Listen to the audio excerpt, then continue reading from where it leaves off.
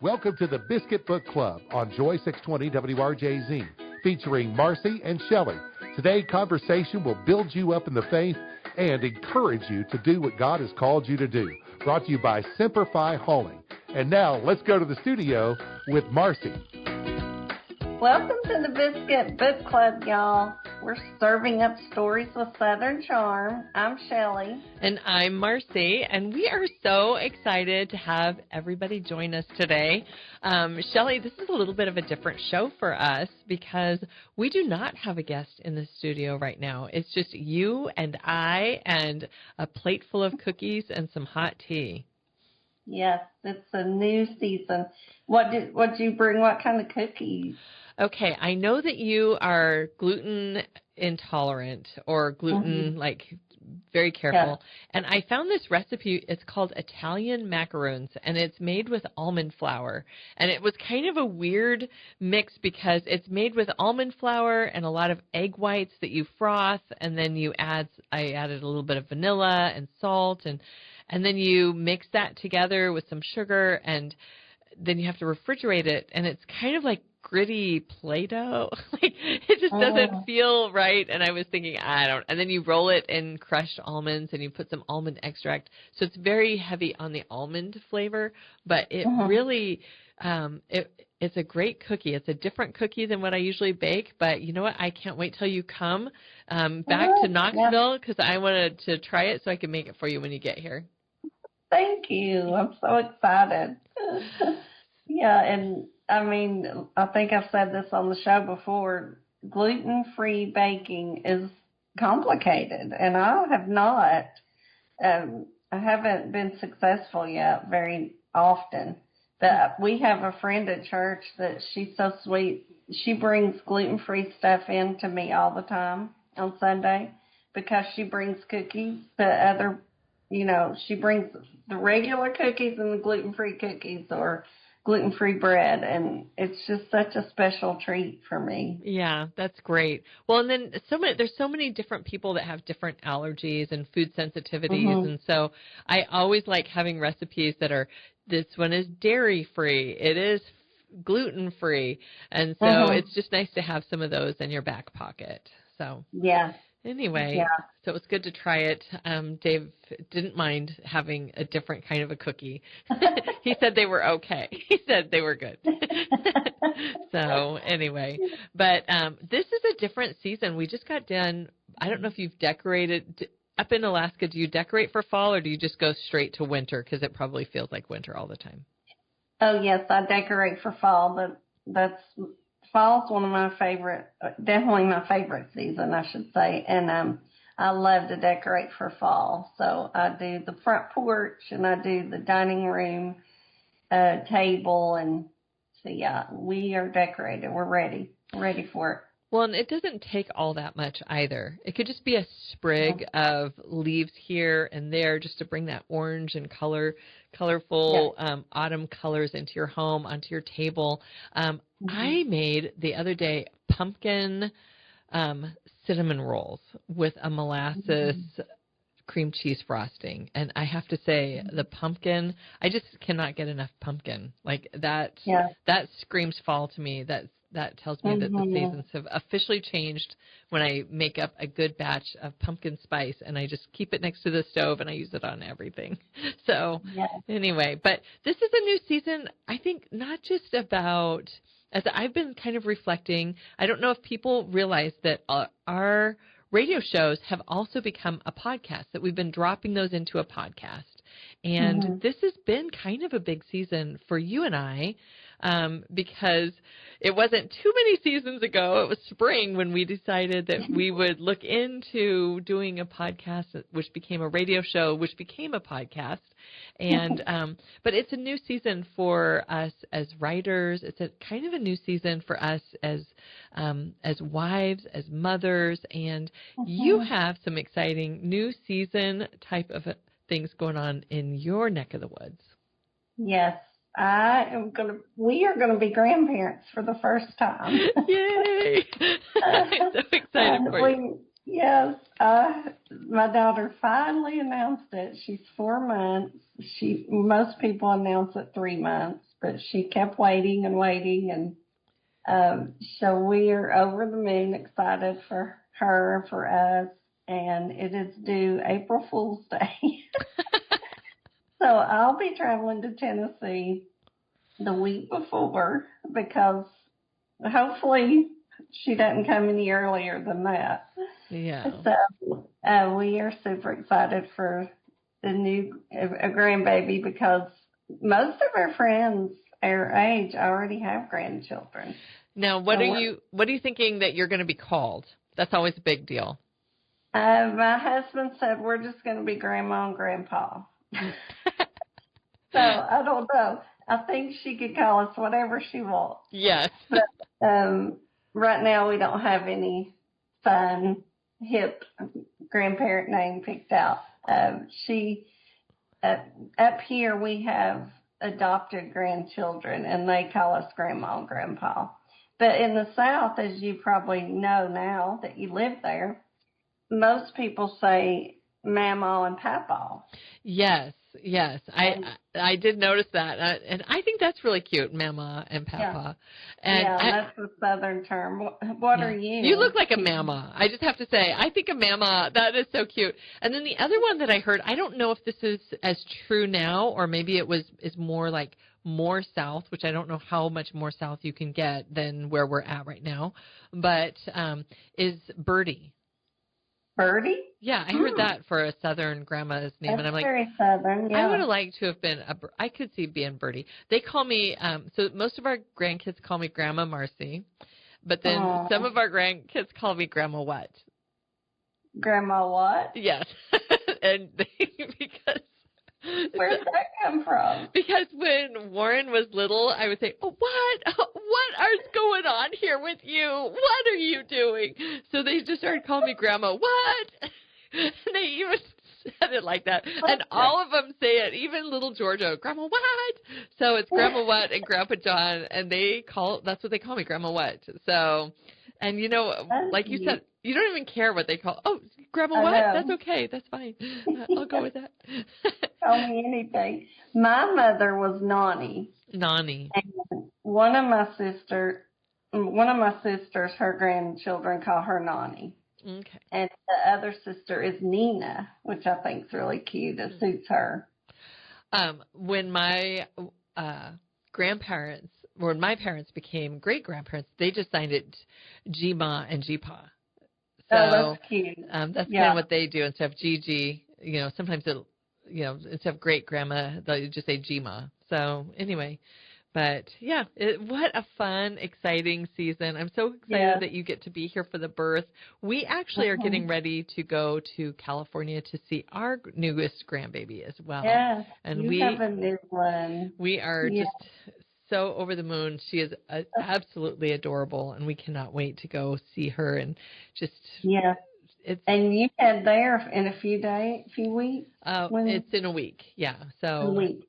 By the time this airs, we probably will already have seen her and snuggled her, and time just goes by so quick.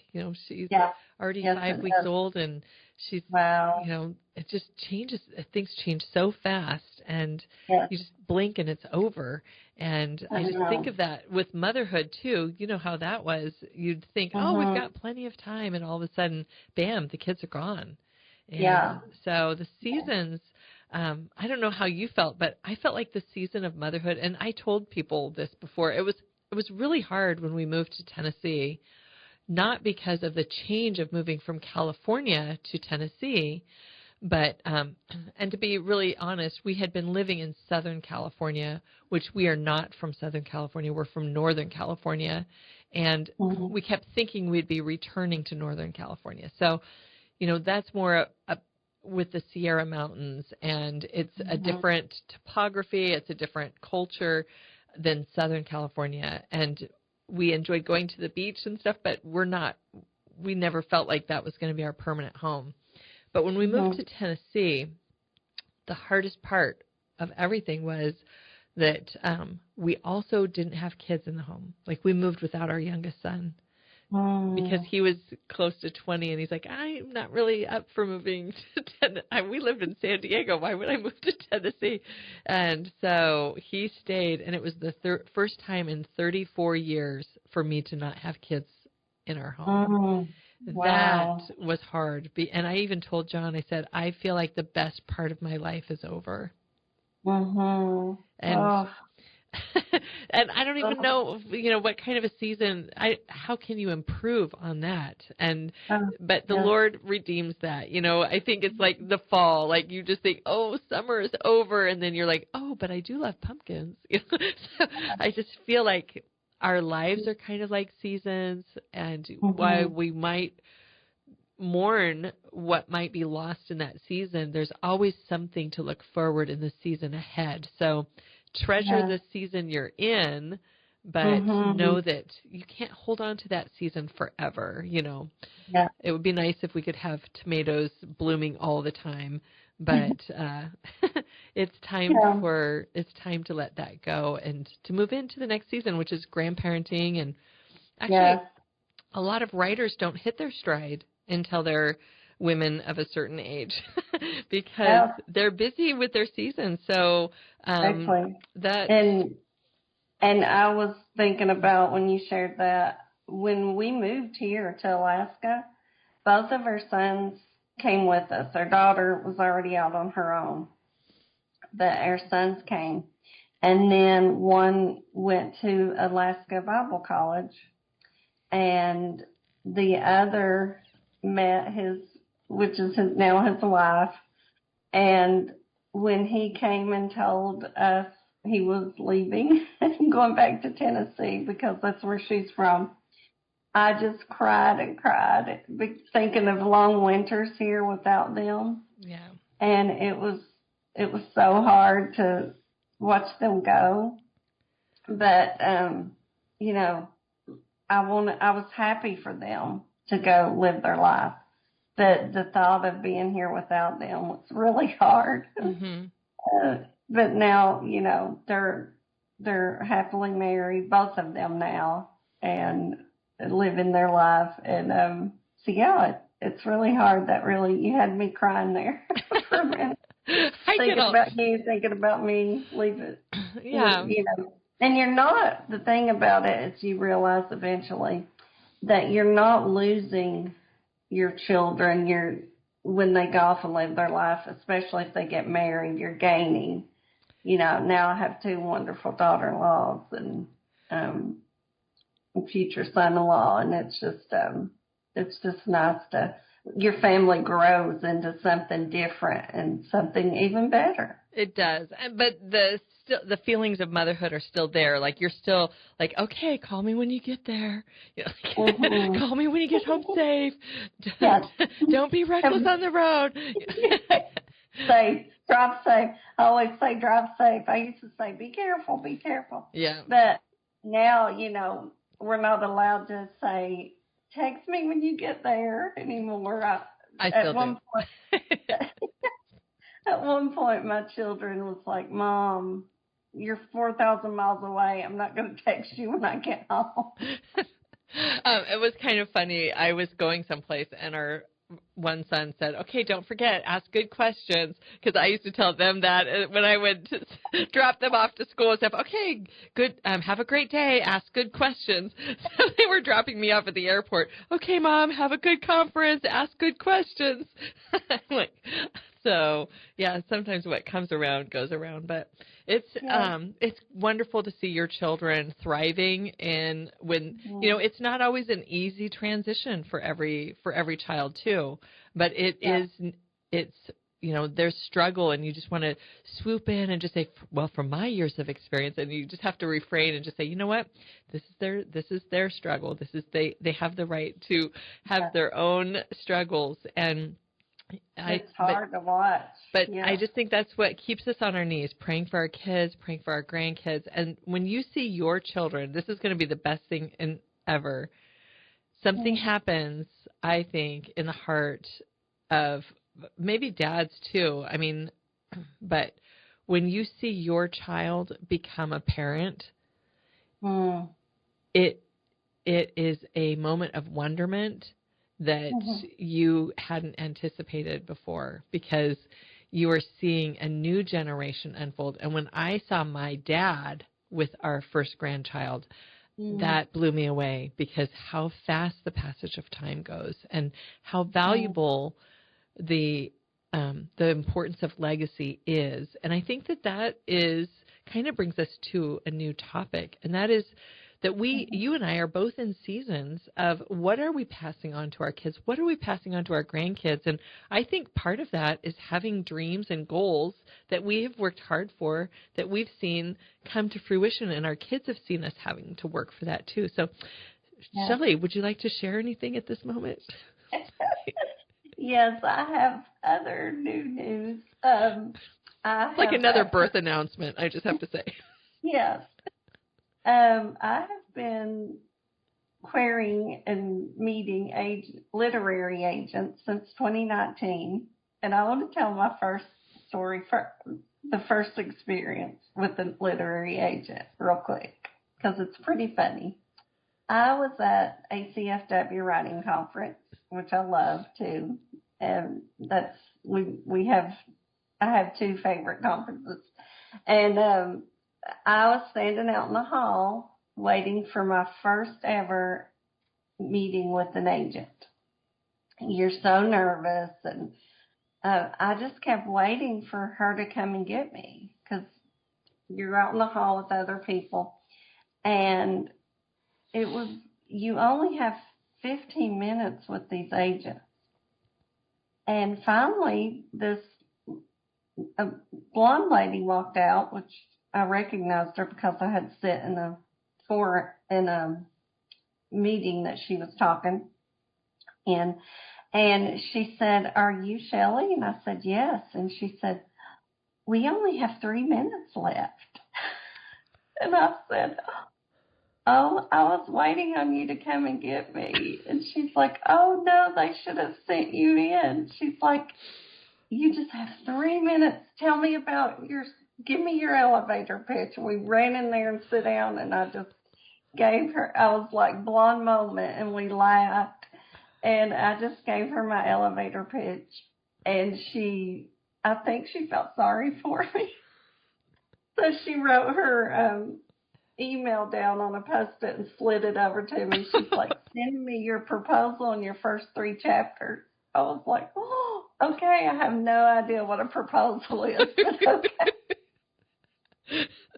So I came back home.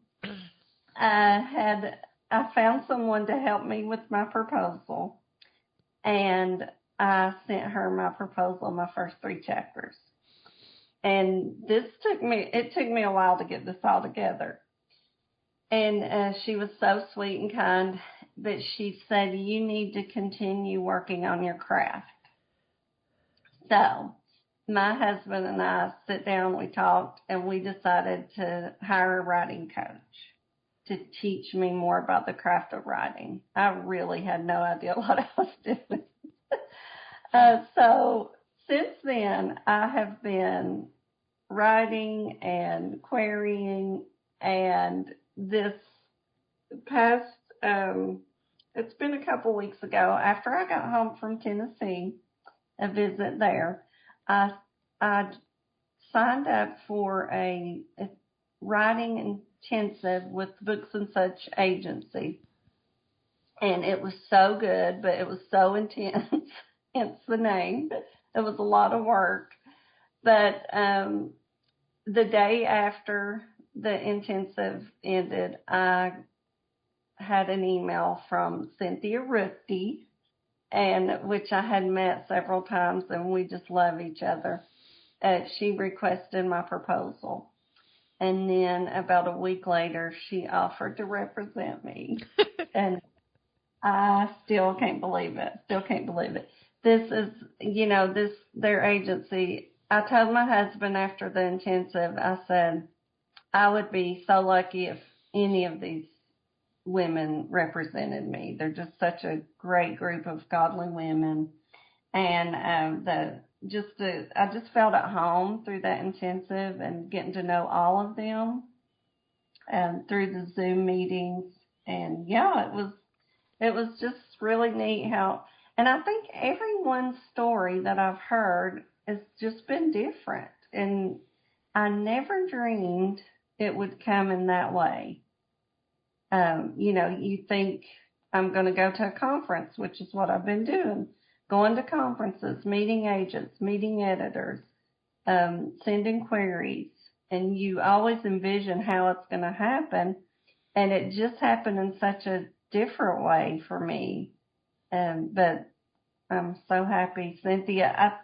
I think Cynthia was on episode 6 of the Biscuit Book Club, and if anyone wants to go back and listen to episode 6, it was one of my favorite episodes, and I think you said that too. But she's just such a neat lady and just beautiful, and her sweet spirit, and I'm over the moon. Well, the thing, I actually am writing Cynthia's, I did an interview with her for Southern Christian Magazine. She is the cover girl for the next issue. And I did an interview with her, and you and I both talked, we did not realize that she had been in radio for so long. And she had done radio for a very long time. And then when she decided, can I write anything? She had been writing these 15-minute radio scripts for, what was it, 30, like how many years? Yeah, and then 33, I think, yes. right? And so then she's like, I don't know, maybe I could do something longer. And so she said it was 7 years from the time she decided that to the time she published her first book. And I think that's something that I think people don't realize, that, when we're talking about gardening. When you are gardening, you don't just put in beans and expect to be canning the next day. There is that germination time. There's that growing time. There is that strengthening time and that watering time. You even sometimes, John knows he's so much better at this. Sometimes we will have to withhold water a little bit so that the fruit comes on and it doesn't continue to bloom. And I think sometimes that's how the writing journey is. And she talked about the fact that if you wanted to be a pulmonary specialist, you wouldn't just show up on the job and say, hey, I've had a dream. The Lord's called me to be a pulmonary specialist. No, you would have to go to training. Yes. You would have to do the work. You would have to do the hard work of learning more about that craft. Before you could ever even be an apprentice, you would have to do all that stuff. And so I think sometimes when we do get to a certain spot, people don't realize that there's been years maybe of working below the surface before anything ever sprouted up above. So that is so exciting that you are Cynthia's newest client, and that means your book is going to be coming out. And I loved what she had to say, like, you have finally found your voice, this is you're ready to go. And so I think it's kind of like when you've been on with training wheels and you get those training wheels off, and then all of a sudden you get the balance and you're like, oh, I'm doing it. I am really doing it. So. Yes. And, it was just, we had an hour and a half Zoom and just got to know each other more, and it was just meant the world to me. But something she said was just hit me so hard. She said, there's a place here for you. And, not only at the agency, but in the industry, there's a place here for you. Yeah. Because sometimes you think, will my book sell, or will my book be accepted? Or, I have the series I'm writing is, I don't know if it's going to be a series yet. The book, my first book is set in my home state of Kentucky, in horse country. And I'm not going to say a lot about it, but just about an hour south of there is where I grew up. And just going back home and getting to go, I did get to do some writing research, and I want to go back in horse country and tour the farm, and it's such a good feeling to hear that. Yeah. a place here for you. When I went to what is now called Vision Writers Conference, it used to be called Mount Hermon. The first time I went, I had already been writing for the newspaper, but I had all my samples, and I kept thinking someday somebody's going to wake up and realize she has no idea what she's doing. And I was so nervous, and I took a bunch of samples and stuff, and I had Wendy Lawton, who also she is the co-owner of Books and Such, and she read my manuscript, and she said, "Oh, you're a good writer." And I started to cry. And she goes, "No, you're a humor writer." And I'm like, "Yeah, well, humor, romance." She goes, "No, that's even a separate thing." And so I just was so overwhelmed to have somebody kind of affirm you in that. But so we only have a couple more minutes here, but do you have anything that you're excited about for the season ahead? Like, we are talking about the seasons changing, but there's the season ahead. Do you pick a word for the year? Yes, I do. And sometimes it don't come to me till January. What about you? What was your word this year? This year it was restore, like a restoration. Wow. And you know what's so neat is I didn't realize this till the other day. My book is about restoration. Wow. So that didn't hit me. It was just the word, like to be restored. And, you know, for the last 10 years, we've been working really hard in the mission. And I just felt like I needed to be restored and maybe just find rest in the little pockets of time. So, yeah, what was yours this year? Mine was plans, because I know the plans I have for you. And I always thought, well, what kind of plans do you have? And who knew this would be it on the Biscuit Book Club.